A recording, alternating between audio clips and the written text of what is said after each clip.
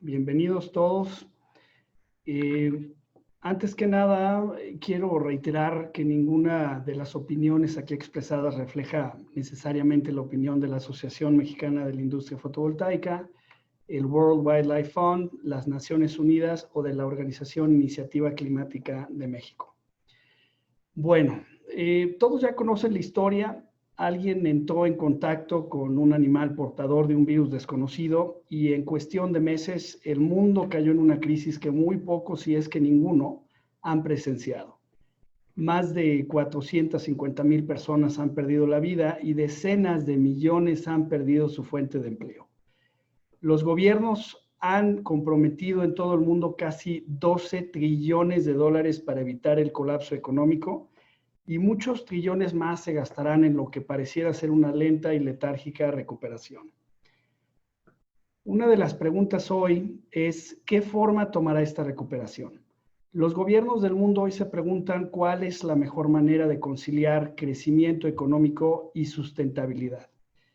Invertir en la descarbonización de una economía no solo es la manera de evitar una catástrofe climática, sino de lograr un camino próspero hacia adelante. Les habla su servidor Leonardo Velasco, presidente de la Asociación Mexicana de la Industria Fotovoltaica, y el día de hoy tenemos el honor de presentarles tres grandes líderes que juegan un rol central en la ruta hacia la descarbonización y la sustentabilidad de nuestro país. Permítanme presentarles a Luli Pesqueira. Le damos la bienvenida a Luli Pesqueira, especialista en la implementación de esquemas de colaboración entre el sector privado y organizaciones no gubernamentales para lograr la transformación de mercados. En su actual posición como coordinadora para clima y energía del World Wildlife Fund, es responsable de la iniciativa REN-MX, la cual facilita el acceso a energías renovables para grandes usuarios del sector empresarial mexicano. Ahí les muestro la página web para que puedan enterarse un poco más de su proyecto. Luli cuenta con una maestría y doctorado en Desarrollo Sostenible de la Universidad de Utrecht en los Países Bajos y una licenciatura en Comunicación por la Universidad Iberoamericana en la Ciudad de México. Muchas gracias por acompañarnos, Luli. Bienvenida. Gracias. Buenas tardes.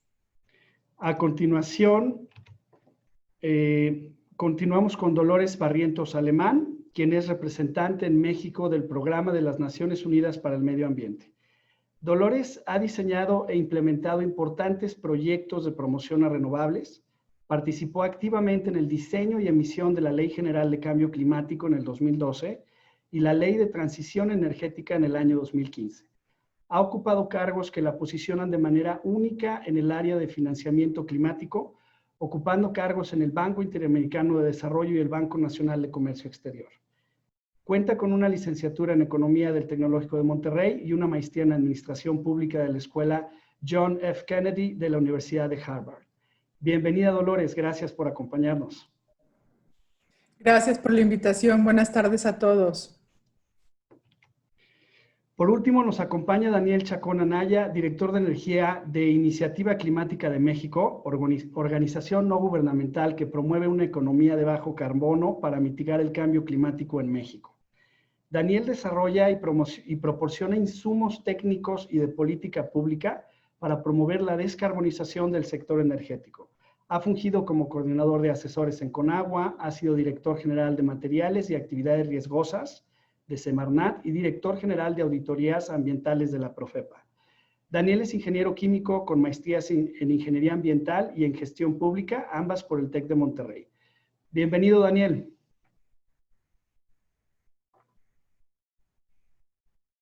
¿Tienes el mute? Sí, tenía el mute. Buenas tardes, muchas gracias por la invitación a este importante evento. Gracias. A nuestro auditorio, muchísimas gracias por acompañarnos esta tarde. Nos acompañan, se registraron más de 700 personas que están siguiendo esta transmisión. Nos gusta muchísimo que este sea un tema que los busca informarse y acudir hoy a nosotros. Les agradezco. Antes que nada, unas breves estadísticas de nuestro auditorio. 59% de nuestra audiencia está en empresas pymes mexicanas dentro de la industria de renovables. principalmente alrededor de la industria solar fotovoltaica, en actividades de instalación, distribución o fabricación de equipos. 21% proviene de múltiples instituciones académicas, 8% de instituciones de gobierno, federales, estatales y municipales, 6% representa a empresas renovables con un alcance internacional, 3% proviene de organizaciones no gubernamentales y 3% de medios de comunicación. En términos geográficos, 61% de nuestro auditorio se conecta desde el centro del país, en los estados que se muestran en pantalla, y el resto está homogéneamente distribuido con el resto de la República. Podemos decirlo, estamos transmitiendo a lo largo y ancho del país, qué gusto nos da. Y por último, hicimos durante el registro una pregunta muy importante, una pregunta de sondeo. ¿Qué tan favorable para el medio ambiente consideras que ha sido la actual administración? A lo que 60% de nuestros participantes respondió totalmente desfavorables, 19% mencionó que no está en total desacuerdo, pero que podrían mejorar, 10% sutilmente o parcialmente a favor y 11% está totalmente de acuerdo con las disposiciones actuales en torno a medio ambiente. Este webinar se diseñó para un formato de 70 minutos, considerando intervenciones de nuestros ponentes de 2 a 3 minutos. Al final habrá oportunidad de elegir algunas preguntas del auditorio y tendremos una breve intermisión también para hacer una encuesta al auditorio. Iniciamos. Como saben, son tiempos de álgido debate para el sector energético y hablando precisamente de esta coyuntura energética, y por coyuntura nos referimos principalmente a los acuerdos de CENER, CENACE y quizás hasta el recién publicado Programa Sectorial de Energía. La pregunta es, ¿qué nuevos retos perciben para la preservación del medio ambiente? Adelante, Luli, comenzamos contigo.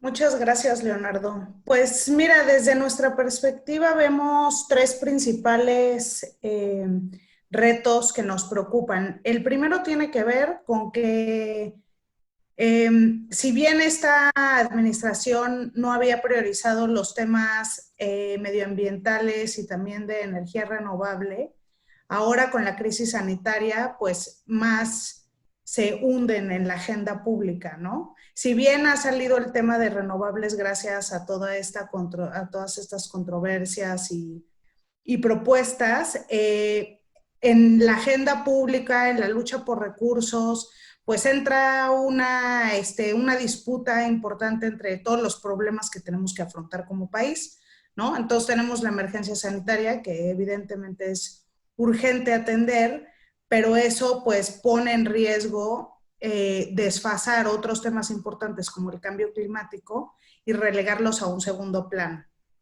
En un segundo punto, la otra cuestión que vemos es que a nivel de los medios se ha generado como una idea de que gracias a justo el confinamiento que estamos viviendo, como que se ha mejorado la calidad del aire, las emisiones, la biodiversidad regresa a lugares que ocupaba antes, y si bien puede ser que sea cierto, y si bien se ha visto que han disminuido las emisiones del sector eléctrico en un 8%, no quiero que eso nos dé la falsa esperanza en el sentido de que por esta breve pausa ya vamos en un camino correcto, porque lo que tendremos que hacer es lograr esa disminución de emisiones sostenidamente en un periodo de 10, 15, 20 años, ¿no? Y si tomamos este momento como un experimento, imagínate cuánto tendría que cambiar la economía para poder justo lograr este desacoplamiento de las emisiones y el crecimiento económico. Y el tercer punto, nada más rápidamente, es que vemos a nivel de México, pero también a nivel internacional, una pérdida como de fe en los procesos multilaterales, ambientales, climáticos. México no está tomando en serio, al parecer, el gobierno, los acuerdos comprometidos en el Acuerdo de París, y pues el liderazgo de otros países también se ha perdido, ¿no? Entonces eso deja toda la discusión climática un poco como a la deriva. Gracias. Completamente. Muchísimas gracias, Luli. Adelante, Daniel, continuamos con tu opinión. Muchas gracias. Yo creo que desde que empezó la función pública de protección al medio ambiente al principio de los 90, posiblemente finales de los 80, nunca habíamos estado en una situación tan crítica en materia de protección ambiental, en materia de salud pública con respecto a los contaminantes, y nunca las instituciones encargadas de aplicar las leyes ambientales y de vigilar su cumplimiento habían estado tan diezmadas en sus recursos para poder trabajar. Estamos en una situación verdaderamente triste en términos de medio ambiente.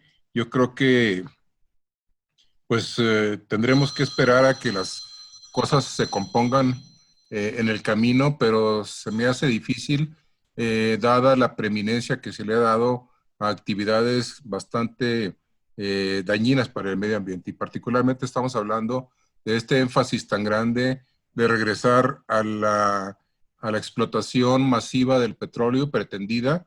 Desgraciadamente, pues ya el tiempo y la explotación del petróleo ya pasaron, los yacimientos están bastante agotados, pero querer regresar a aquellos tiempos y mover el país a base de petróleo y en lugar de ver por energías renovables y avanzar en el camino de la tecnología y avanzar en el camino de la conciencia ambiental de este país en conjunto con el resto de las naciones, estamos yendo para atrás. Todo esto ha significado un retroceso de muchos años para nuestro país y yo la verdad veo un ambiente muy difícil para todas las actividades que sean de mejora del medio ambiente y de preservación de los recursos naturales. Estamos perdiendo bosques a una velocidad increíble. Estamos volviendo otra vez a emitir acciones de gases de efecto invernadero, igualmente cuando deberíamos estarlas disminuyendo de manera sensible y decidida. Yo creo que la baja de los presupuestos o lo que se pretendió de disminución de presupuestos para la CONAMP y para la CONAVIO han hecho a estas dos instituciones prácticamente disfuncionales. Y bueno, podríamos seguir por este camino. La caída de los salarios de quienes tienen que trabajar en estos temas también. Yo creo que no habíamos pasado un tiempo así y bueno, pues esperaremos unos años para ver si podemos otra vez recuperar el tiempo. Claro. Gracias, Daniel. Por favor, Dolores, adelante. En tu caso me enviaste unas ayudas visuales que deben estar ya en pantalla. Gracias, Leonardo. Bueno, comentabas acerca de este nuevo escenario energético, lo cual significa o asumimos que ese combustóleo que en el pasado se vendía a la industria de transportación marítima, ahora va a tener que estar siendo quemado por las plantas de la CFE. Entonces yo nada más quise mostrar estos mapas. Del lado izquierdo están localizadas esas plantas de la CFE que estarían quemando ese combustóleo. Preocupa que ya veníamos de niveles de contaminación atmosférica muy altas en la mayor parte de las ciudades de México, no solamente las ciudades grandes como Ciudad de México, Monterrey y Guadalajara, pero también ciudades medianas que precisamente están cerca o cercanas de estas plantas, ya sea de las plantas de Pemex o de las plantas de la CFE. Entonces, del lado derecho, por ejemplo, ven un acumulativo de cuáles son esas zonas de alta contaminación, precisamente en azufre. En el color azul ven por la quema de combustóleo. Y bueno, pueden ver esas cuencas que están pues en el centro del país, por Tula, el norte de Veracruz también es un foco muy fuerte, Manzanillo, y bueno, ciudades tan pequeñas como La Paz también tienen este problema. Entonces, nosotros vemos que este cambio de política energética lo que va a hacer es exacerbar un problema que ya teníamos como país, que es la contaminación del aire. Es un problema global. Más del 90% de la población mundial vivimos en ciudades con contaminación del aire, ¿no? Y en México no es la excepción, pero bueno, esto todavía viene a agravar este problema. Si nos pasamos a la siguiente gráfica, por favor. En la siguiente gráfica simplemente estamos mostrando esas cuencas atmosféricas que nos preocupan eventualmente y que son medidas tanto por Semarnat como el Instituto Nacional de Ecología y Cambio Climático, el centro de México, el sur de Veracruz y el norte de Veracruz. Aquí no está referenciado porque tanto Tuxpan como Poza Rica seguramente no tienen equipos de medición de contaminantes, por eso no está aquí, pero seguramente estaría, ¿no? Monterrey, que pues es un problema de muchos años y que esperemos que próximos gobiernos y la sociedad civil lo puedan mejorar. Entonces, vean, está la cuenca de Salamanca, la cuenca de Tula, está Monterrey, está la cuenca de Coatzacoalcos, en fin, o sea, está totalmente relacionado a los lugares donde están estas plantas de refinería y estas plantas de la CFE. Y bueno, también importante hacer esa relación, tú hablabas de la crisis de salud y que ya es una crisis económica global que está provocando COVID-19. Como todos sabemos, la contaminación del aire lo que nos hace es tener enfermedades respiratorias, cardiovasculares, asma, en algunos casos cáncer, diabetes, alta presión. Y todas estas enfermedades lo que nos está haciendo es muchísimo más vulnerables a COVID-19, a este virus COVID-19. Entonces, la contaminación está directamente relacionada a nuestra salud y nuestra salud está directamente relacionada a la salud de los ecosistemas, ¿no? Que es donde están saliendo todas estas patógenos y pandemias que, bueno, COVID-19 desafortunadamente no va a ser el último que podríamos estar viviendo en los próximos años. Muchas gracias. Gracias, Dolores. Pues una situación compleja en todo el sentido de la palabra, una situación que sí tiene un impacto profundo hacia el medio ambiente, ¿no? Para la siguiente participación, les he pedido a nuestros invitados que eligieran una gráfica que describa de manera particular la relación que existe entre el sector energético y el medio ambiente. Y obviamente que nos guiaran con sus propias palabras a través de su significado. Dolores, en este caso, inicias tú nuevamente. Adelante. Gracias.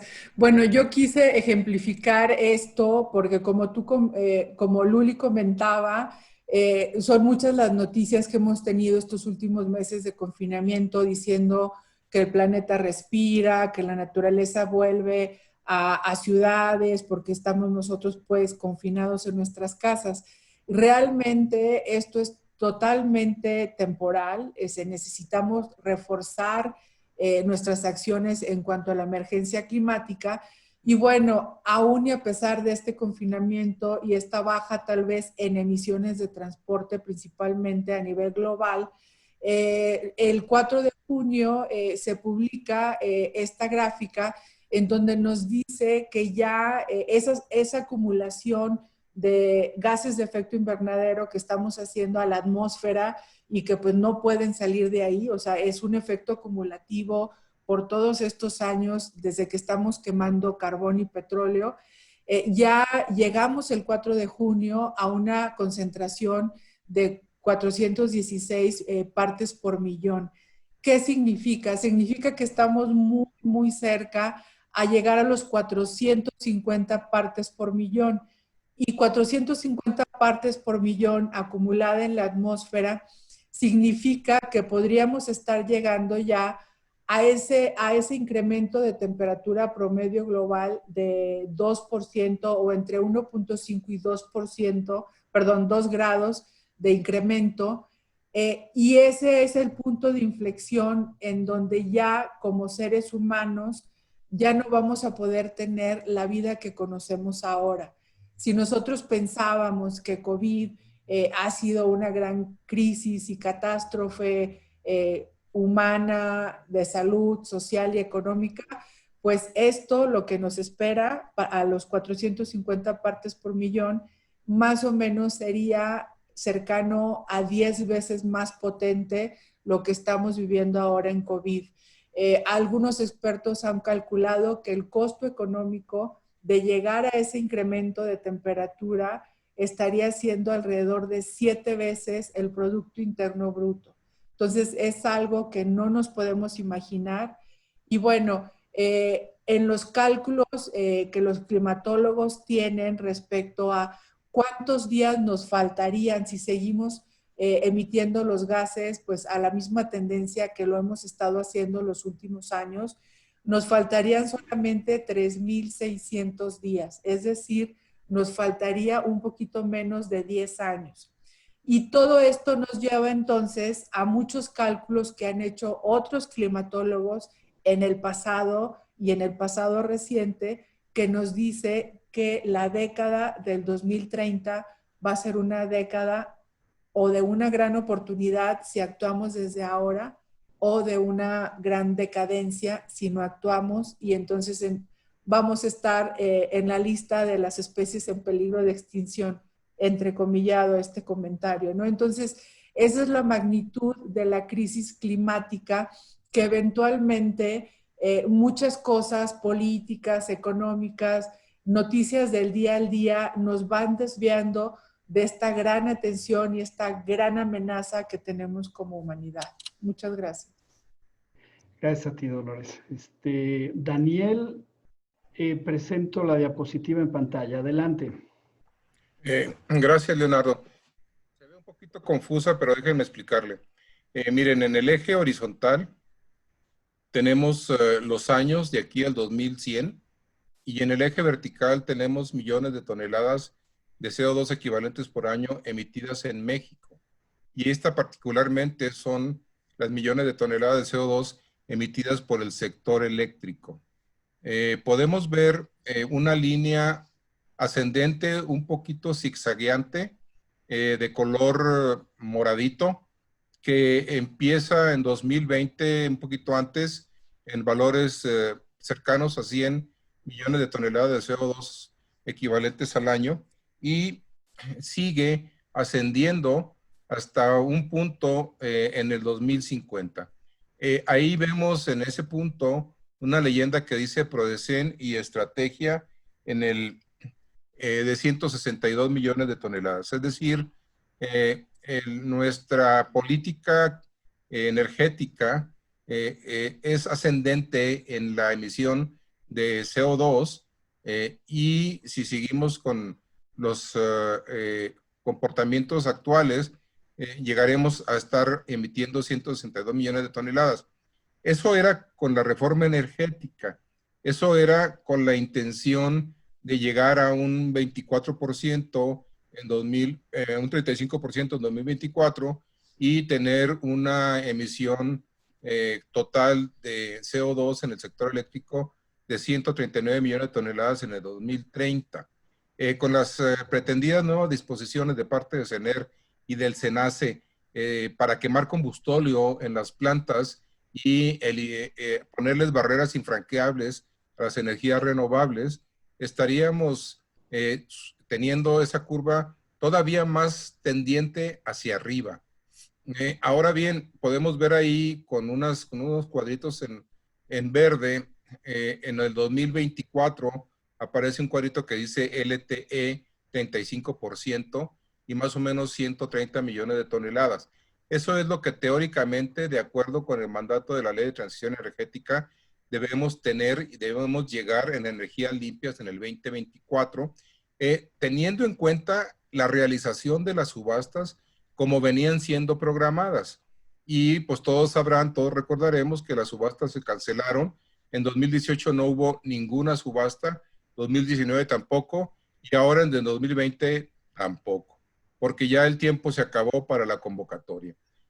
Si hubiera habido la cuarta subasta de 2018, la cuarta subasta en 2018, que técnicamente es la primera subasta de 2018, y hubiéramos seguido con las subastas subsecuentes en 2019 y en 2020 como estaban programadas para alcanzar esta meta, habríamos alcanzado o estaríamos en posibilidad de alcanzar este 35%. No es así. Por otra parte, podemos ver un cuadrito, el otro cuadro verde en la parte superior que dice NDC. Estas contribuciones nacionalmente determinadas, estos son los compromisos con el Acuerdo de París. A veces se confunde y se piensa que en el 2024 y el 35% corresponden a París. No, esos son metas internas que están en la Ley de Transición Energética y en la Ley de Cambio Climático. Los NDCs de 139 millones de toneladas en 2030 es lo que comprometimos en París. Estaremos, si hubiéramos seguido con las subastas, estaríamos alcanzando más o menos, como dicen en la escuela de panzazo, esa marca del NDC, pero sin embargo seguiríamos subiendo en lugar de bajar. De todos modos, traíamos chueca la brújula ya desde antes del cambio de administración. Ahora con este cambio de administración, la brújula está totalmente descompuesta. Y la línea azul hacia abajo, ustedes ven, ese debería ser el comportamiento para estar de acuerdo con la línea, con lo que pide París. La línea punteada es la línea de temperatura de 1.5 grados. La línea sólida es la línea de temperatura de 2 grados. París nos pide que no permitamos que la Tierra se caliente más allá de estas temperaturas con respecto a los niveles preindustriales. Esa ruta ahora se ve lejana, lejanísima. Deberíamos estar llegando a energías totalmente renovables, limpias, en 2050. 0 emisiones de carbono, 0 plantas de gas, 0 plantas de combustóleo, 0 plantas de diésel. Todas deberían ser plantas limpias. Y ya muchas plantas, nos queda poco tiempo. De 2020 a 2050 son 30 años. Muchas plantas estarían ya al final de su vida, pero la intención de construir nuevas plantas de gas, como lo anunció Bartlett, nos llevaría a que esas plantas de gas estarían todavía operando en el 2060, algo totalmente en contra de París. ¿Cómo se puede ver entonces nuestra trayectoria medioambiental en el tema de cambio climático? Está totalmente al revés. Gracias. Tenemos también esta gráfica para que nos la presentes, Daniel. Correcto. Esta es una comparación con el estado norteamericano de California. El estado norteamericano de California es la quinta economía mundial, pero tiene una característica interesante. Tiene una población de 40 millones de habitantes y tiene un consumo eléctrico muy parecido a la totalidad del consumo eléctrico de México. Son sistemas de dimensiones muy parecidas. Y aquí podemos ver, ustedes pueden ver en la gráfica de la parte media hacia arriba, el color rosita es California y se refiere a la composición de energías renovables del estado de California, ¿sí? Sin considerar grandes hidros y sin considerar nucleares, que en el caso de México sí se consideran. Y pueden ver que el color rosa domina, tiene mucha generación renovable. Y de la parte media para abajo vemos que el color azul domina, y adivinen qué es México con sus energías fósiles. En petróleo estamos altísimos, en coque calor residual también, en gas natural no se diga, en carbón igualmente. Estamos totalmente al revés de un sistema eléctrico muy parecido a nosotros, que además no tiene ciencia de cohetes. Los sistemas eléctricos son muy parecidos en todo el mundo. Un poco de software en algunos casos ayuda, pero no tenemos pretexto. Estamos lejísimos de tener una matriz verdaderamente renovable, y el ejemplo más claro que tenemos cerca de nosotros y donde viven muchos mexicanos es California, y podemos compararnos con ellos. Gracias. Gracias a ti, Daniel. Adelante, Luli, muestro tu diapositiva. Muchas gracias. Pues siguiendo con el tema que comentaba Daniel sobre los compromisos de México y cómo nos evalúa la organización Climate Transparency en cuanto al progreso que México está haciendo o no para cumplir estas metas. Algunas cosas que quiero resaltar ahorita es, siguiendo con lo que ya habían mencionado, uno, pues la baja participación de renovables en México, que como decía Daniel, había tenido o estaba teniendo un empuje importante gracias a las subastas eléctricas y a la liberalización del mercado, y más o menos nos ponían una trayectoria pues mínimo de aumento de renovables, ¿no? Si ven aquí en la esquina superior derecha, cómo calificaban esta tendencia entre 2013 y 2018, era con un dedo hacia arriba porque íbamos en aumento de 12%, ¿no? Ahorita, con estos 3 años perdidos que mencionaba Daniel, pues ya estamos en dedo para abajo, ¿no? Y eso hace también que justamente nos alejemos de de este espacio donde podemos tener la vida como la conocemos hasta ahora. Como decía Dolores, las implicaciones de no estar alineados con una ruta climática de 2 grados o idealmente de 1.5 grados es que entramos a una zona totalmente incierta. Nadie puede asegurar, ¿no? Tenemos ahí obviamente índices de cosas que pueden pasar. Nadie puede decir exactamente el día que va a ser y la magnitud en la que va a ser, pero yo creo que si esta crisis que estamos viviendo ahorita nos puede dar un poco de ejemplo de cómo la vida humana puede ser disrumpida por una crisis de esta naturaleza, pues deberíamos de poner atención a estas cosas y deberíamos, y creo que ese es parte de todos, el interés de todos nosotros, de tener una voz colectiva que realmente utilice las avenidas de la democracia para elegir gobiernos que nos aseguren una trayectoria más favorable. Excelente. Muchísimas gracias, Luli. Pues grave en realidad y creo que hay que conectar los puntos de toda esta información. Un infográfico pues tiene el poder de llevarnos a muchas reflexiones y les agradezco por todo esto, ¿no? La siguiente pregunta, que creo que ya en parte Daniel nos estaba acercando a esa reflexión con la analogía hacia California, pero ¿con qué país sugieren comparar nuestra agenda de desarrollo económico y conservación natural? ¿No? Es un tema complicado, sin duda alguna se ha intentado hacer fuertes analogías en este respecto. Daniel, no sé si quieras agregar algo o te quedas con la analogía de California.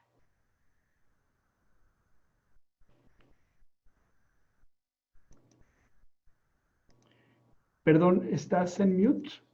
Me parece que estás en mute.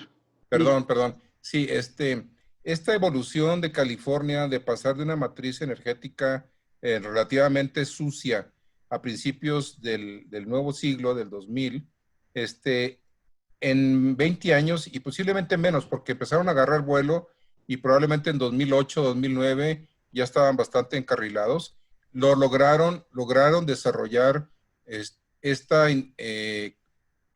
penetración de energías renovables y de eficiencia energética en 12 años más o menos.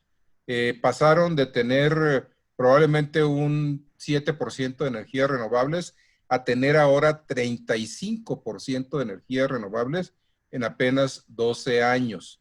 Y ahora California tiene metas muy agresivas, metas que pretenden llegar, por ejemplo, en 2030 ellos quieren lograr 60% de energías renovables.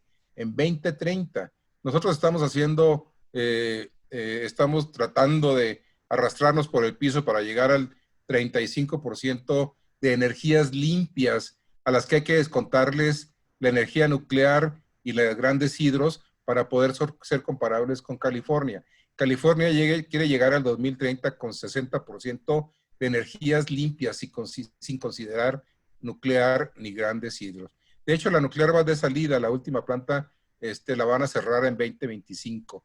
Entonces, y luego además de llegar a 60% en 2030, quieren llegar a 0 emisiones en el sector eléctrico en 2045. Es decir, casi 10 años antes de que por el incremento de temperatura se requiera llegar.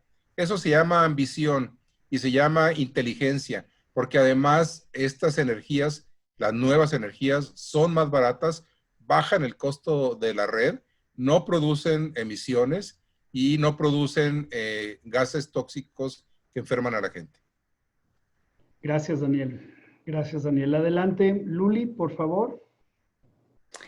Pues colgándome un poco del ejemplo de California y complementando todo lo que dijo Daniel, otra de las cosas que me parece interesante resaltar de ese estado y de otros países, o sea, como el mecanismo o parte de los mecanismos que están implementando para lograr eso, es obviamente una serie de políticas públicas que conducen a que esa ambición sea una realidad, a generar un terreno de juego parejo donde se favorezcan las inversiones, el papel de los emprendedores, de la tecnología, de la innovación. Pero otra cosa importante es también que todo eso permite dar a los consumidores de energía opciones, ¿no? Yo creo que eso es algo que el gobierno aquí en México está amenazando con eliminar o con reconfigurar, y es algo muy importante. Nosotros como consumidores, seamos una persona en una vivienda residencial, en una pyme o en una gran empresa, inclusive los mismos municipios, ¿no? Los mismos estados, o sea, hablando del caso de California, deberían, o en muchos lugares, ya tienen esa opción para configurar sus matrices eléctricas o su suministro eléctrico según sus preferencias. Hay un mercado en el que tú eliges y tú eliges la fuente, la que quieras, inclusive si quieres que sea generada en tu estado o no, si eso es importante para ti, si estás dispuesto a pagar más o menos por X o Y atributos, que puedas elegir una fuente renovable inclusive de tu proveedor de electricidad, ¿no? Todo ese menú de opciones existe en California y en muchos otros países. Y aquí en México íbamos también en ese camino, ¿no? Abriendo esas opciones, permitiéndole a la gente tener acceso más fácil, más económico para tener paneles solares en sus casas, en sus negocios. Y ahora parece que también como que el nombre del juego es poner trabas, ¿no? Entonces, ¿qué incentivos tenemos para aprender algo nuevo, explorar un mercado, hacer una contratación? Todo eso, si en vez de facilitarnos el acceso a esa tecnología y a esas posibilidades, nos lo complican. Y vuelvo a lo mismo, tanto para una familia, ¿no? Como para una empresa. Gracias. Gracias, Luli. El poder de la decisión, ¿no? Y de mercado a final de cuentas. Dolores, nos enviaste unas diapositivas de apoyo. Presento la primera en pantalla. Gracias, Leonardo. No, básicamente, y hablando del tema de energías renovables, en el PENUMA, hace unos días lanzamos este estudio que lo hicimos con la Escuela de Frankfurt y con Bloomberg, y básicamente es un recuento de cómo van las inversiones a nivel global en energías renovables, ¿no? Entonces, bueno, pues si tú me preguntas con qué país México podría ser como, ¿qué país podría ser la referencia para nosotros como México? Bueno, todos estos países que están invirtiendo en renovables y en tecnologías cada vez más eficientes, ¿no? El caso de China, el mismo Estados Unidos, y no solamente el repunto de las renovables se está dando en California, se está dando prácticamente en la mayoría de los estados, con una tendencia fuerte en la administración de Obama, con los incentivos que el gobierno de Obama estableció. Y bueno, ellos, independientemente que el actual gobierno no tenga también una afinidad hacia las renovables y hacia la energía limpia y a la agenda climática, pues los estados se fueron por la libre y siguen modernizándose en las utilities en sus respectivos territorios. Entonces, eso ha dado grandes inversiones también en Estados Unidos, a pesar de la nueva política federal, ¿no? Japón también, Alemania es punta de lanza ahora con el New Green Deal que tiene la Unión Europea, ese plan estratégico de largo plazo que establecieron, implica seguir invirtiendo en su matriz energética y hacerla mucho más limpia lo antes posible. Incluso en este paquete de recuperación, la señora Merkel anunció también nuevas inversiones ya en otras nuevas tecnologías, ¿no? Como el hidrógeno. Y bueno, yo creo que el impulso que traían las inversiones y la reforma energética que se empezó a dar en el 2013 en México, nos impulsó a que todavía México aparece en un lugar preponderante en términos de inversión acumulada en energías renovables, y al lado derecho todavía aparecemos con un incremento de inversiones del 2018 respecto al 2019.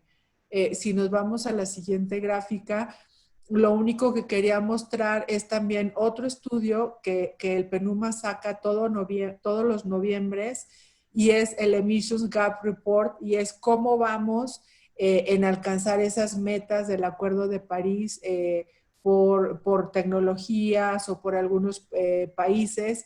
Y bueno, lo que yo quería aquí mostrar, hablando de energía solar fotovoltaica, por ejemplo, que es la asociación que tú representas, es cómo, por ejemplo, en este periodo de 2010 a 2018, todas las energías renovables han caído, el precio de esas energías han caído sustancialmente, y un ejemplo es, por ejemplo, la solar fotovoltaica, ¿no? Que ha caído 77% su costo, ¿no?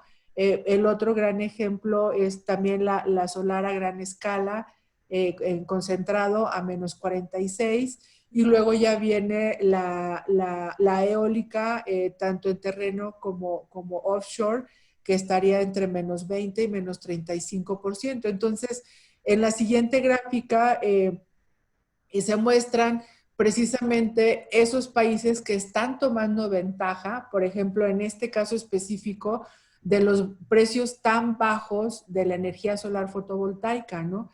Vemos cómo en las inversiones que se han dado en el último año, el acumulado en gigawatts, por ejemplo, en China fueron 30 gigawatts de solar fotovoltaica, en Estados Unidos fueron 13, en India casi 10, en Japón 7, y entonces vean cómo países como Vietnam, como Australia, Ucrania, Corea, la misma Alemania, todos estos países siguen aprovechando el gran beneficio de una energía renovable que es cada vez más barata y que le da una competitividad a los consumidores y también a las empresas muy fuerte, ¿no? Entonces, darle la espalda a algo que es real y a esta tendencia que no se puede parar. Yo siempre he dicho, y te lo digo, que pues, estoy trabajando en renovables desde hace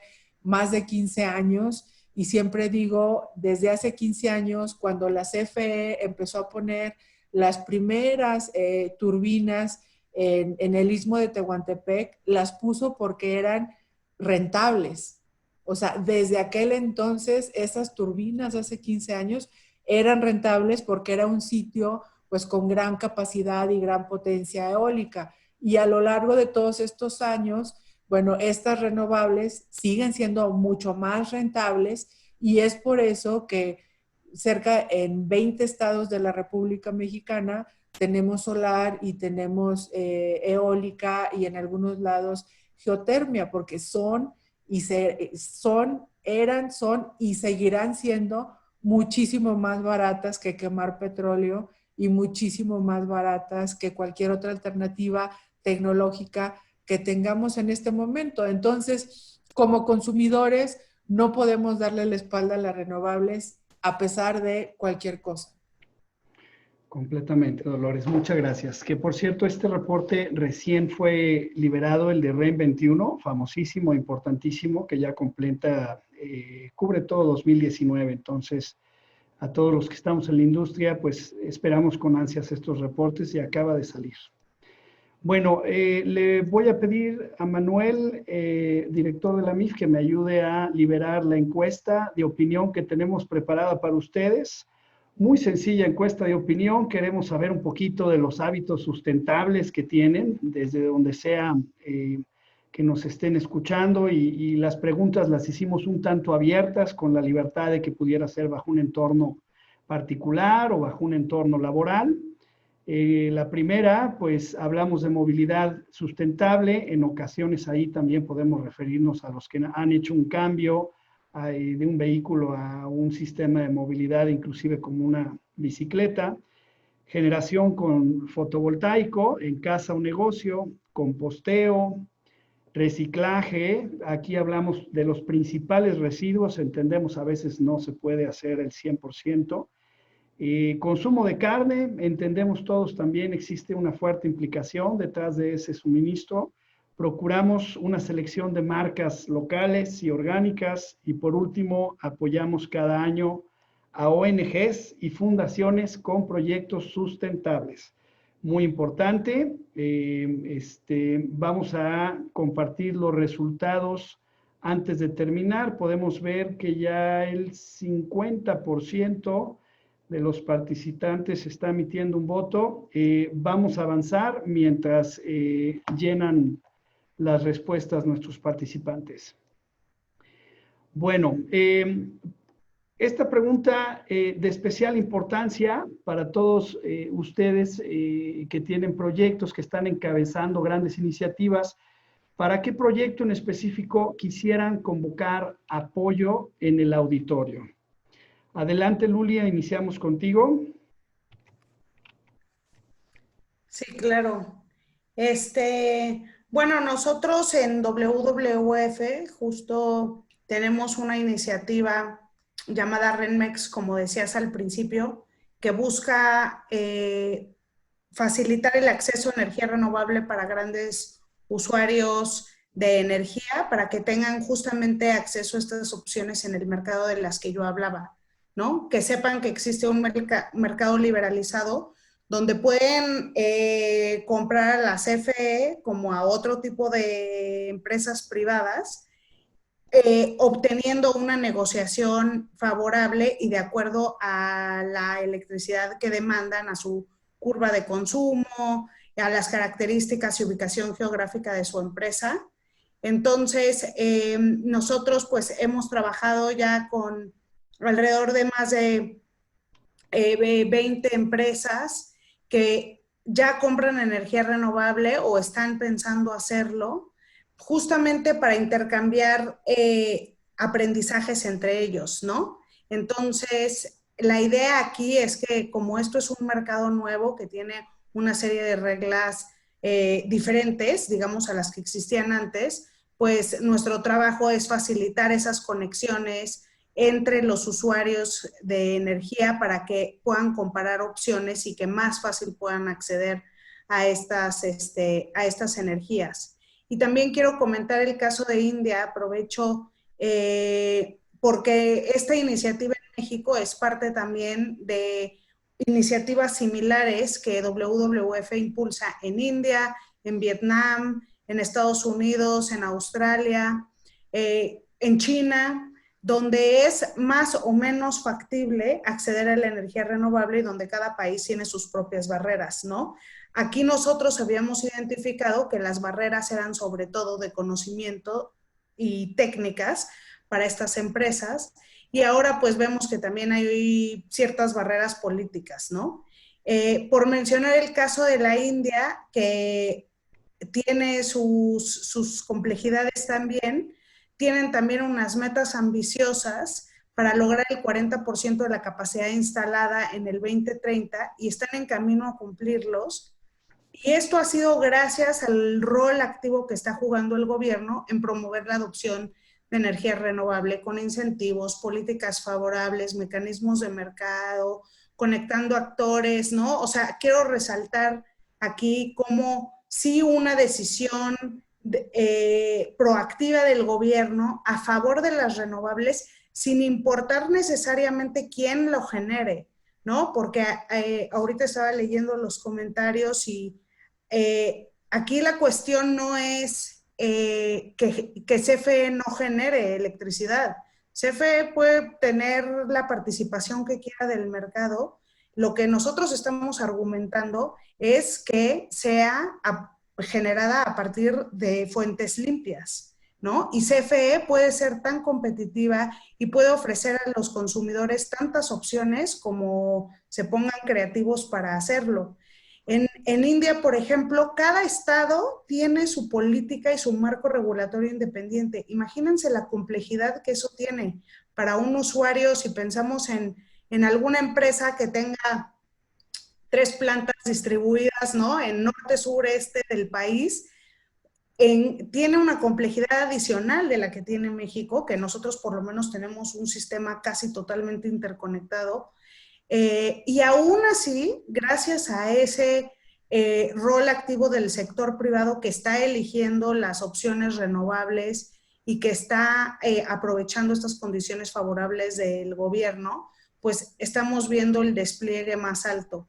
Y solo como una nota adicional, algo que encontramos en India, que también encontramos en México, es que si ven en las gráficas inferiores, hay muchas compañías, o sea, hay un mayor número de compañías que está comprando energía renovable sin importar sus metas de sustentabilidad, de compra de energía renovable o de eficiencia energética o de reducción de emisiones. O sea, nada más es para demostrar que el caso de negocio está hecho, ¿no? Porque justamente por lo que explicaba Dolores, el costo de las energías renovables ha caído impresionantemente, ya son más baratas que las energías fósiles, y entonces, independientemente de las preocupaciones ambientales que puedan tener una empresa o un municipio o un estado, ¿no? Económicamente hace sentido simplemente elegir las energías renovables y eso habla por su propio peso, ¿no? Gracias. Completamente, Luli, muchas gracias. En este momento le voy a pedir a Daniel y a Dolores, que trabajan juntos o indirectamente en este proyecto, nos platiquen de C-Solar. Solar se originó como un proyecto llamado Fatherhead, que empezó hace ya algunos años y cuyo objetivo fundamental es utilizar un fondo de garantía para bajar el riesgo de préstamos comerciales a pymes que instalen techos solares. Este proyecto va acompañado de también un proceso de aprobación de proveedores que fue requerido por NAFIN y por los bancos para poder admitir proyectos. Ellos querían una lista de proveedores confiables y nosotros hicimos un proceso de selección. Hasta ahorita el proyecto está terminado, tiene una página que la pueden ver ahí en su pantalla y la pueden consultar. Ahora se llama C-Solar y esta página nos da toda la información que necesitemos y tenemos al menos 7 bancos inscritos en este proceso y también tenemos ya 13 proveedores certificados. Y aquí les he dado la palabra a Dolores porque ella fue una de las creadoras de esta idea y que ahora ya es una realidad. Lo que necesitamos es clientes y por ahí les pedimos a ustedes, a los que están como desarrolladores, que busquen clientes que sean clientes bancarios para poder acceder a este crédito con garantía líquida en AFIN. Dolores, por favor. Gracias, Daniel. Bueno, sí, este es un proyecto que yo creo que ICM y Penuma queremos mucho. Nos tocó mucho tiempo diseñarlo. Tuvimos todo el apoyo de la Secretaría de Energía y del Fondo de Transición Energética. Hicimos una solicitud de recursos a ese fondo para poder utilizar esos recursos casi en su totalidad para formar esta garantía de crédito, de riesgo crediticio. Y básicamente este proyecto lo que busca es impulsar que las pequeñas y medianas empresas y las microempresas también puedan, si tienen la capacidad de tener un techo, puedan tener sus paneles solares, ¿no?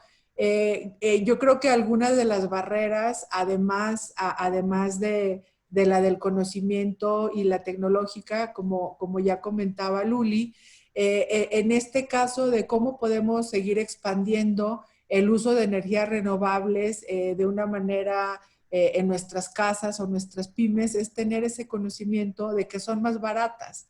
Y luego de que son más baratas, ¿cómo hacerle, no? Porque hay veces que en nuestras casas cada 2 años cambiamos nuestros celulares, que cada celular te puede andar costando 20,000 pesos. Entonces, imagínate si es una familia de 5 personas, pues ya es una inversión altísima, ¿no? En simplemente cambiar un celular.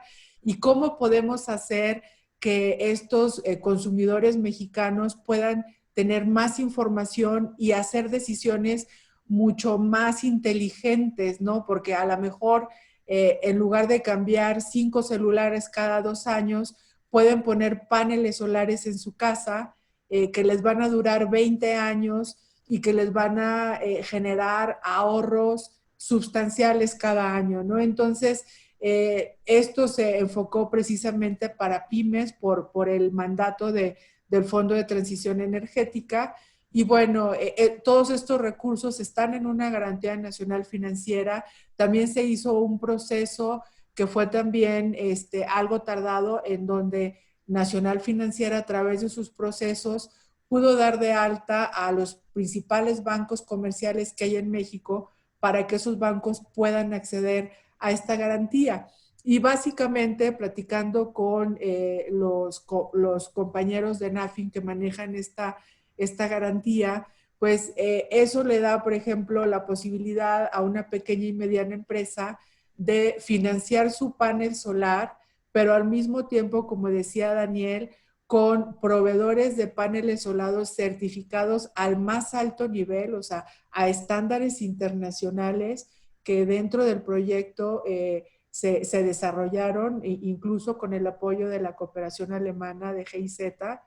Entonces, estos proveedores, si ustedes entran a la página, yo podría decir que son los mejor calificados que hay en el mercado. Y bueno, nos falta por calificar algunos más, pero estos ya están totalmente certificados.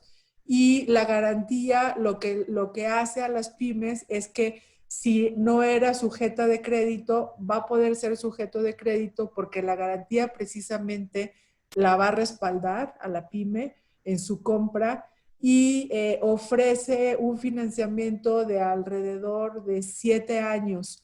Normalmente, si uno tuviera el dinero para comprar los paneles solares, el repago de nuestra inversión tal vez se haría en promedio entre 3 y 4 años. Pero bueno, el financiamiento que ofrece es muy bueno, es a 7 años y a una tasa muy competitiva comparado con otros instrumentos financieros que hay para pymes, ¿no? Entonces, los invitamos a que entren a la página, a que contacten a estos proveedores y a que empiecen a preguntar cuánto podría salir, qué bancos, a lo mejor su banco ya está inscrito, cómo podemos facilitar que ese ejecutivo de cuenta de ese banco ya inscrito en la garantía pueda tener acceso a mayor información de la misma. Y bueno, estamos a sus órdenes si tienen alguna pregunta. Muchas gracias, Dolores. Pues los buenos proyectos, las buenas ideas hay que difundirlas, tarea de todos en nuestro auditorio, y les vamos a agradecer mucho eso. Estamos en nuestra última pregunta de esta tarde-noche. ¿Cuál es su visión a futuro para nuestro país? Daniel, por favor.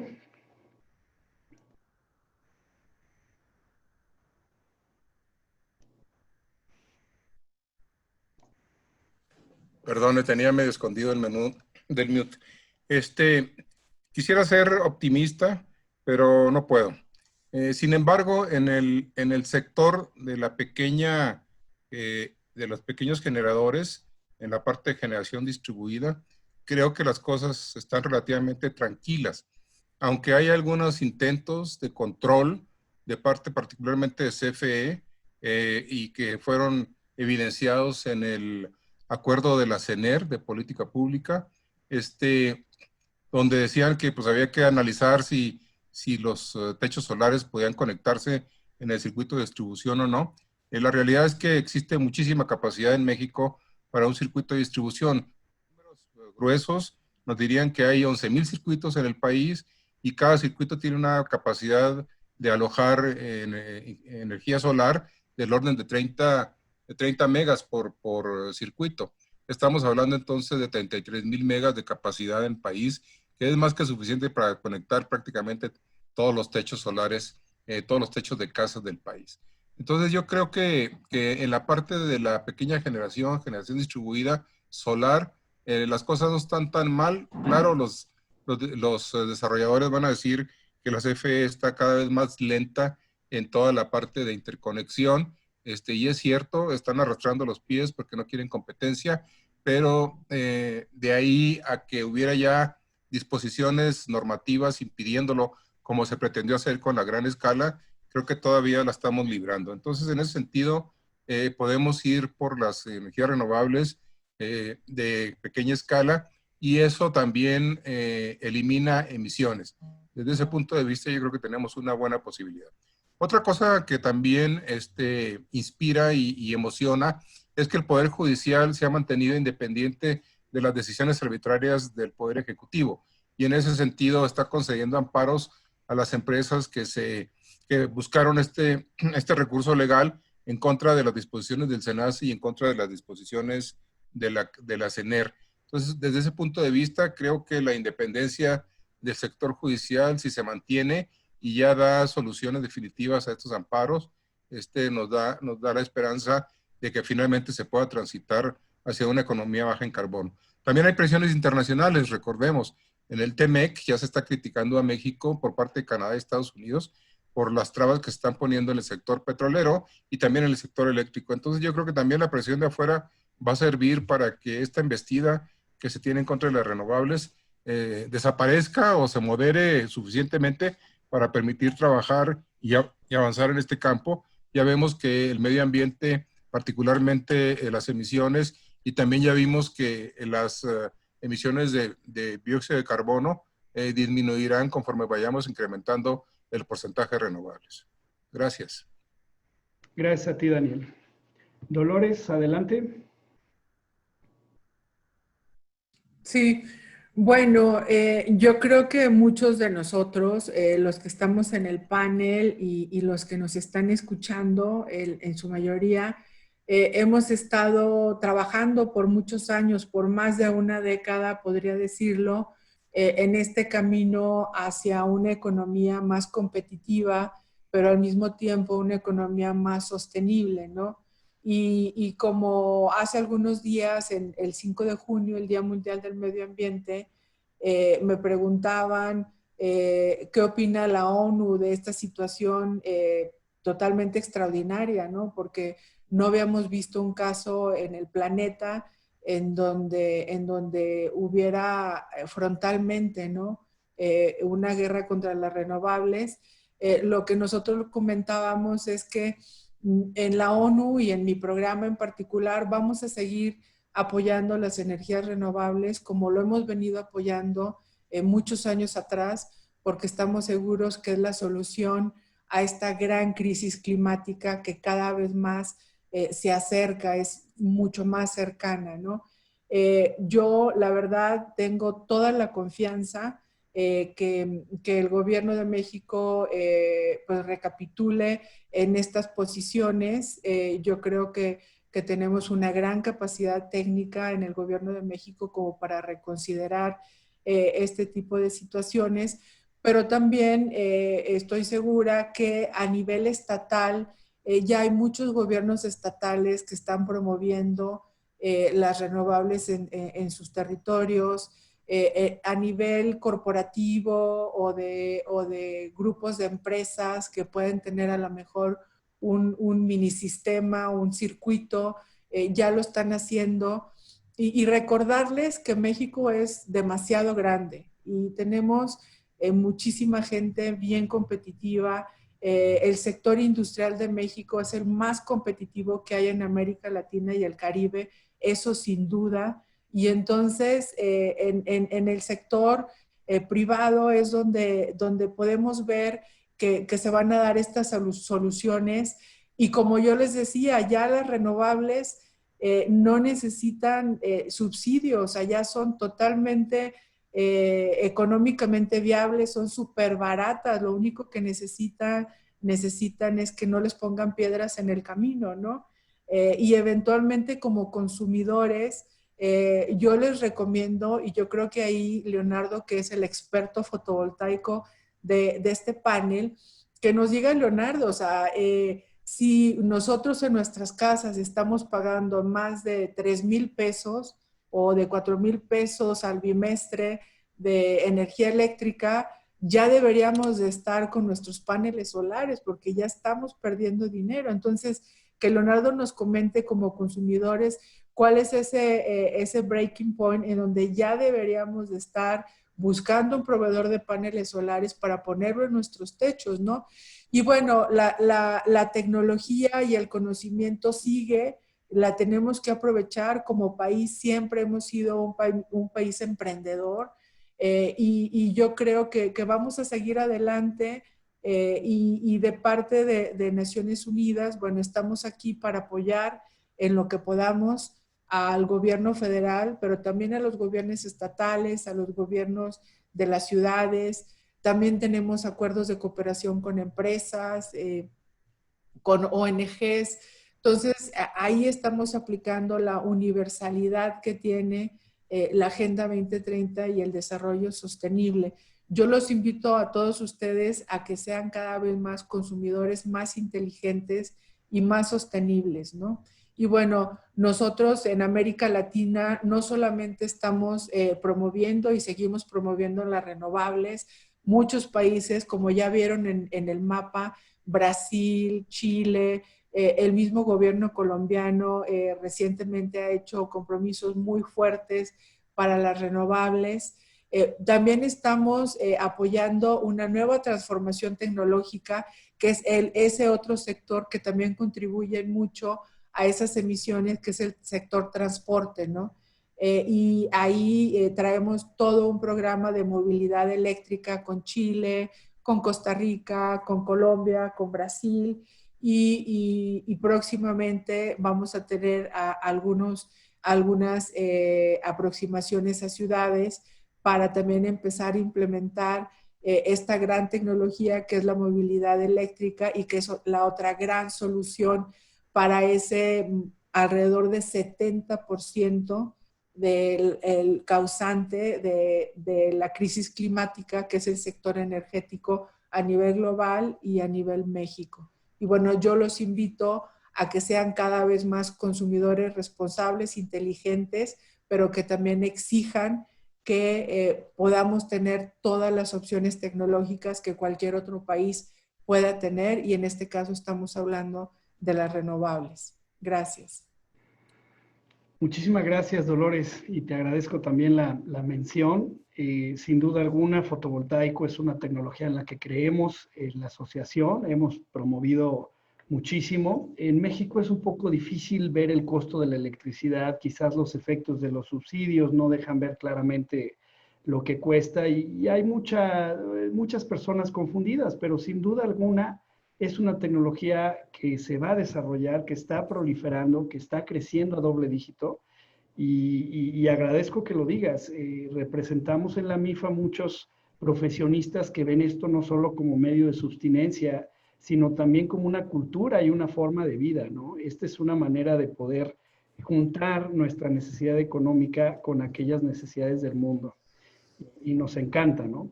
Luli, por favor, platícanos tu visión a futuro para nuestro país.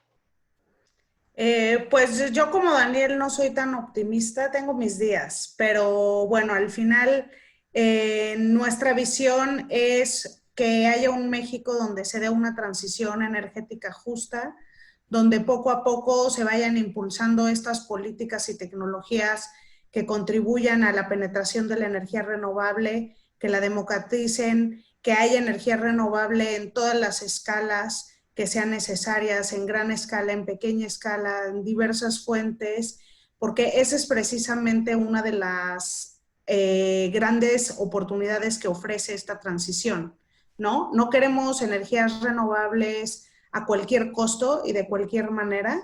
Creo que hemos aprendido como sociedad justo de los males que ha traído el sistema energético actual y del mismo sistema económico, ¿no? Lo vemos ahora cómo se evidencian también estas grandes faltas que tiene el sistema político y económico actual. Y la transición energética es parte y ofrece una posibilidad para justo rebalancear estas fuerzas, que haya muchos proveedores de energía para muchos clientes de energía en muchas modalidades, que tengamos una conciencia y un orden de cómo se organiza y se gesta esta transición, porque sin duda hay empresas que se van a quedar sin negocio, y hay trabajadores que se van a quedar sin trabajo, ¿no? Conforme esto se va dando.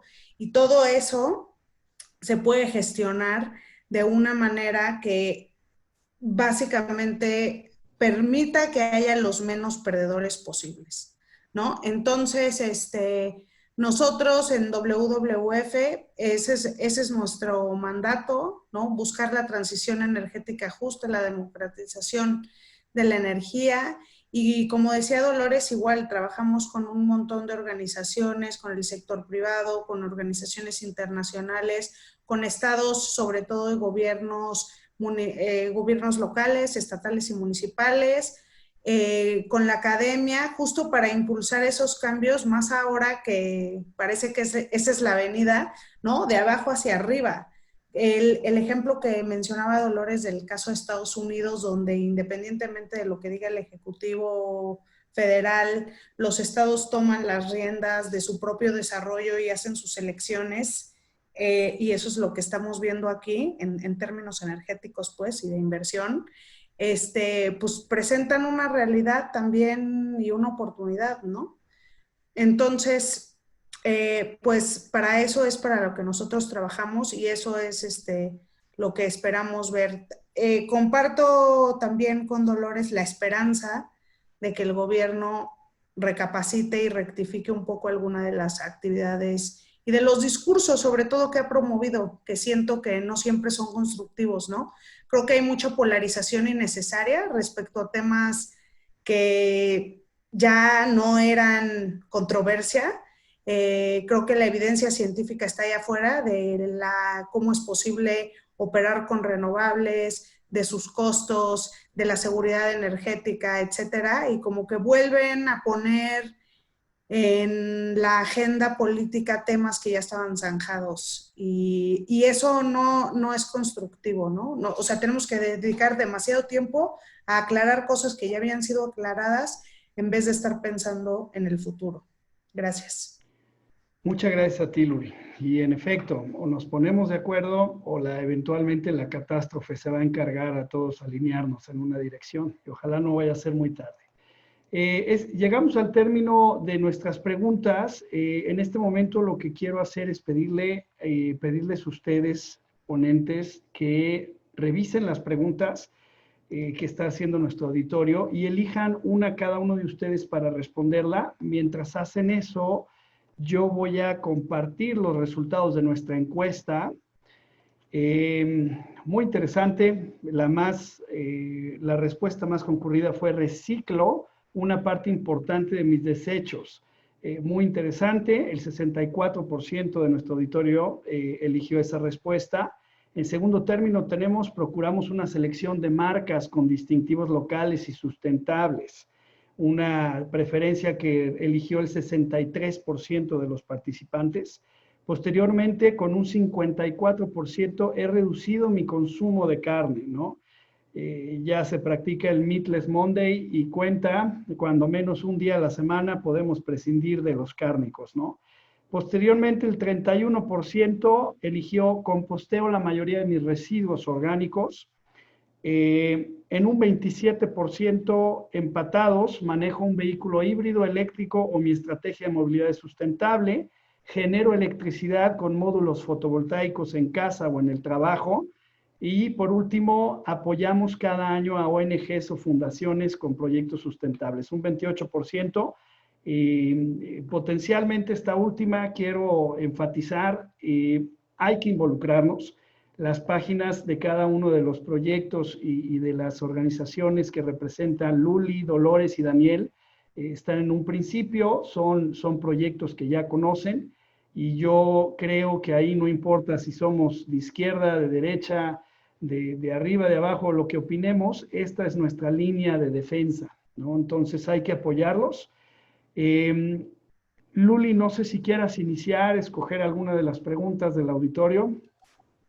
Sí, claro. Pues voy a hacer un mix entre como 2 o 3 que están relacionadas, tratando de contestar varias de sus inquietudes. Relacionadas al tema de la intermitencia, los acuerdos que se están planteando argumentando la emergencia sanitaria. Y básicamente yo he hablado con muchos expertos últimamente de diversas canchas y también sobre todo legales, ¿no? Para entender un poco qué alcance tienen lo que propone el gobierno y también los amparos que se han presentado. Y bueno, creo que primero lo que debemos de aclarar es que si bien las energías renovables son intermitentes, existen muchos casos alrededor del mundo que muestran cómo se solventa esa cualidad que tienen las energías renovables, ¿no? No es necesario tener un respaldo 1 a 1. Son cuestiones también que la tecnología ya permite administrar mucho más eficientemente y que justamente nos pone nos debería de poner en esa dirección, en el sentido de entrarle a la tecnología, administrar la demanda, a poder, ya estos sistemas digitales flexibles permiten que los usuarios se conecten e interconecten a la red muy rápidamente, igual que las centrales, ¿no? Entonces, si tú tienes una variación o tienes una curva más alta o paran las renovables, puedes meter otra energía para suplirla, ¿no? Entonces, creo que la tecnología ofrece ya las soluciones al tema de la intermitencia. Por otro lado, esto que se está argumentando también de que por las variaciones a la demanda ha habido alteraciones en la confiabilidad, pues tenemos que entender que la confiabilidad de un sistema eléctrico depende de muchas cosas. Variaciones en la demanda siempre hay, nada más es cuestión de ver las estaciones, ¿no? No solo por cuestiones climáticas, sino por cuestiones de consumo, siempre a lo largo del año y en diversos países más o menos, dependiendo de sus ciclos económicos y la temperatura del ambiente, hay mayor o menor demanda y los sistemas eléctricos están preparados precisamente para compensar estas demandas. Entonces, lo que hemos nosotros visto es que la caída en la demanda de estos 3 meses que pasaron no ha sido mucho más mayor, ni siquiera tanto como una variación normal de las que hay a lo largo del año. Ese es el primer punto. Segundo punto, otros factores que afectan a la demanda tienen que ver con la infraestructura la confiabilidad, que afectan a la confiabilidad de la energía, tiene que ver con la infraestructura del sistema eléctrico. En realidad, en México, el eslabón más débil, ¿no? En términos de confiabilidad, es nuestra infraestructura eléctrica que está sobrepasada, que está en muchos casos es vieja, que no tiene el mantenimiento correcto y que necesita inversiones importantes, y eso todo el mundo lo ha señalado, y que también es un tema que se está desatendiendo, porque con renovables o sin renovables, o sea, la realidad es que podemos empezar a ver apagones más frecuentemente por cuestiones de las líneas de distribución y transmisión, ¿no? Entonces, yo creo que es haber sacado esos acuerdos con los argumentos de la pandemia, pues fue un poco como una jugada chueca, porque no son los argumentos correctos, ¿no? O sea, creo que se vale el diálogo, se vale hablar de qué tipo de energía queremos, cómo queremos que entren las renovables al mercado, con qué condiciones, qué deben de pagar, si los contratos legados deben de pagar más por su tarifa, por sus cargos de transmisión. Todas esas preguntas son válidas. La cuestión aquí es la forma en abordar esos temas, ¿no? Entonces, creo que México tiene las instituciones y los grupos para tener diálogos y unos procesos mucho más ordenados donde se puedan contrastar todas estas visiones y donde se pueda enmendar la política, si así se desea, porque se puede hacer eso, pero la cuestión es seguir el camino correcto y no hacer cosas que provoquen justamente esto que decía Dolores, que es un enfrentamiento frontal que no se ha visto en ningún otro país del mundo contra este sector. Gracias. Gracias a ti, Luli. Dolores, adelante. Sí, bueno, yo voy a tomar también, voy a mezclar dos preguntas. En una nos dicen que si se podría cumplir el Acuerdo de París. Yo creo que el Acuerdo de París es una gran meta multilateral y en ese sentido, pues todos los países del planeta deberían de estar trabajando en torno a precisamente cumplir con esos compromisos nacionales de reducción de emisiones. Muy importante este año, de acuerdo al Acuerdo de París, este año, porque cada 5 años así se estableció, los países tienen que llegar con metas cada vez más ambiciosas, ¿no? Entonces, este sería la primera vez, desde el 2015 se firma el acuerdo y se dieron las primeras metas o compromisos nacionales o NDCs. Estos NDCs pues eran los primeros y eventualmente si sacábamos los cálculos pues llegaríamos fácilmente como a los 3 o 4 grados centígrados si hubiéramos nada más considerado los NDCs del 2015. Ahora en esta primera revisión 2020 esperamos que las ambiciones de reducción de emisiones de todos los países sean todavía más altas para que eventualmente el cálculo que tengamos se vaya acercando a los 2 grados. Y bueno, ¿qué podemos hacer nosotros como individuos para precisamente promover esta transición energética? Pues básicamente es tratar de ver y de evaluar si podemos ya ser consumidores y poner nuestros paneles solares. En el tema de transporte también, o sea, cómo podemos promover que haya mayores sistemas de transporte corporativo, cómo podemos tal vez bajar nuestra huella de carbono de alguna manera, analizar el tema de consumo energético en nuestras empresas y en nuestras casas para ver qué mejoras podemos hacer en eficiencia energética.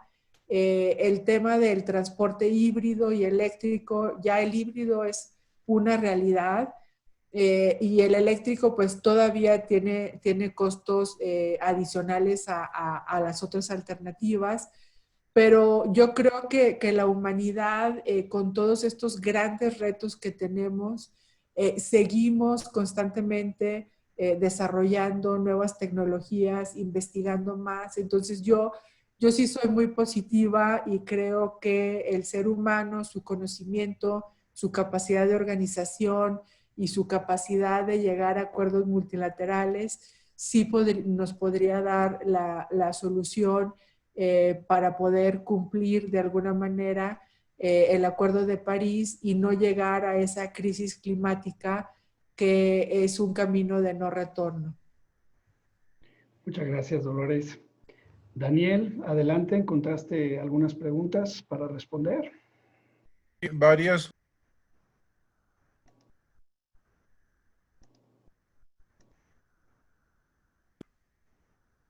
Algunas preguntas, entre ellas, preguntan para cuándo llegará la movilidad eléctrica. La movilidad eléctrica se estima que va a haber una paridad entre coche eléctrico y coche de combustión interna más o menos por el año 2022, 2024, cuando el precio de la batería llegue a $100 el kilowatt hora. Bueno, déjenme decirles que a hoy, en el 2020, el precio de la batería ya está en $85 el kilowatt hora. Es decir, muy pronto llegará la paridad entre un vehículo eléctrico y uno de gasolina, y si ustedes están construyendo alguna refinería, pues mejor párenle porque ya no va a haber clientes. Esa es una. La otra, las nucleares. ¿Son las nucleares la solución? Fueron probablemente la solución hace ya muchos años. Ahorita construir una planta nuclear es extremadamente caro. y los proyectos nucleares han sido desechados en su mayor parte en todos los países. En Francia se tiene una larga flotilla de plantas nucleares que se construyeron en los 80s para sustituir el petróleo que Francia no tenía por el embargo petrolero de los árabes. Pero ahora construir una nuclear con los costos tan altos y con los tiempos tan largos de ejecución y teniendo como alternativa las energías renovables, no tiene ningún sentido, absolutamente. Que si CFE debería ser el que generara 60%, bueno, CFE dejó de generar desde los 90s porque no tenía dinero y sigue igual, sigue sin tener dinero. Entonces, la generación por eso se quedó dentro de una actividad de mercado abierto. Y estábamos yendo muy bien con las inversiones privadas en energías renovables, porque a CFE lo que le queda son puras plantas viejas. Ni siquiera las plantas de gas que ahorita están funcionando son de CFE, son de privados que se construyeron precisamente porque CFE no tuvo el dinero suficiente para construirlas desde los 90s. Entonces, pedirle a CFE a estas alturas, con los recortes presupuestales, que construya plantas renovables, pues es como pedirle peras al olmo. No hay manera. Los amparos van muy bien, estamos muy contentos con eso, están resolviendo favorablemente, y los certificados de energías limpias todavía sigue suspendida la medida que pretendió darle certificados a las plantas viejas. Los certificados eran para propiciar nuevas inversiones en energías renovables. Las plantas viejas ya estaban construidas, no necesitaban certificados, ya estaban funcionando. Los certificados es para que la gente le entrara a las renovables. Y los certificados son instrumentos de mercado, es decir, si se necesitan, tienen buen precio. Si poco a poco ya no se necesitan, el precio baja y finalmente desaparecen. Son flexibles. Y eso sería más o menos para contestar. La intermitencia no es problema. La intermitencia es un reto, ciertamente. Pero cuando estemos con una penetración muy alta, los países que han avanzado muchísimo en penetración, déjenme recordarles que Dinamarca tiene días de 120% de generación renovable, han resuelto los problemas. Son problemas técnicos, son problemas ingenieriles, tienen solución. El problema con los acuerdos que sacaron y tratando de culpar a las renovables de esta mala palabra intermitencia, eran puros pretextos definitivamente. Gracias, Daniel, formidable. Pues unos breves anuncios para cerrar esta noche. Los queremos reiterar esta invitación a la exposición líder en México, Solar Power México, con nuestros partners. Va a ser del 18 al 20 de noviembre y es una labor importante el pensar en esa época toda la reactivación y todas las ideas que se deben de compartir. Ahí estaremos y los esperamos. También hacer el anuncio, la próxima semana, todos los jueves a las 5:30 de la tarde, tendremos el webinar Almacenamiento de Energía, Tipos y Aplicaciones. El jueves 25 de junio, están muy invitados. Y por último, les dejamos nuestra información de contacto en la MIF de su servidor y también el director Manuel Gómez Herrera. Estamos a sus órdenes. Quiero agradecer de una manera muy especial a los ponentes esta tarde-noche. La verdad, sus palabras son una lumbrera dentro de todo esto que estamos viviendo y sin duda toca hacer un contrapeso fuerte ante las opiniones y la adversidad, ¿no?, de lo que estamos viviendo. Los gobiernos subnacionales, las ONGs, las fundaciones están siendo una gran lumbrera dentro de toda esta situación que estamos viviendo. Entonces, estamos muy agradecidos con ustedes, todo nuestro auditorio también. Les agradezco mucho su participación y espero estemos en contacto. Muchísimas gracias. Con esto terminamos el webinar de esta noche. Gracias a todos. Gracias por la invitación. Gracias a MIF y gracias al auditorio. Gracias, hasta luego.